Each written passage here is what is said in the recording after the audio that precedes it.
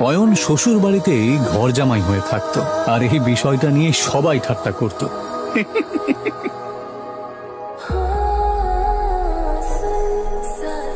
বাড়িতে ঢোকার সময় রুষার কাজিন সূর্যর সাথে দেখা হয়। এভাবে বেঁচে থাকতে লজ্জা হয় না?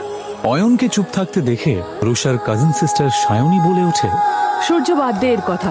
জানি না রুষা কি দেখেছে যার জন্য একে এখনো বাড়ি থেকে ঘাট ধাক্কা দিয়ে বের করে দেয়নি।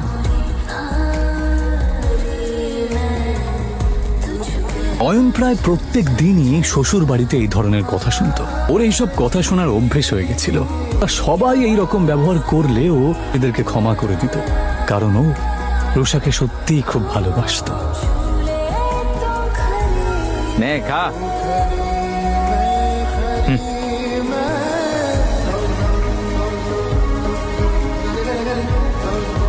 ভিখারি কুত্তা কোথাকারে। ওর একটাই দুর্বলতা ছিল, যার জন্য ওকে দিনের পর দিন এভাবে অপমান সহ্য করতে হচ্ছিল।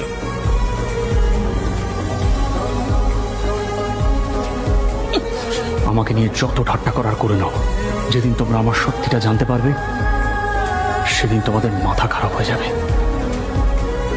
অয়ন আসলে কে সেটা কেউই জানতো না।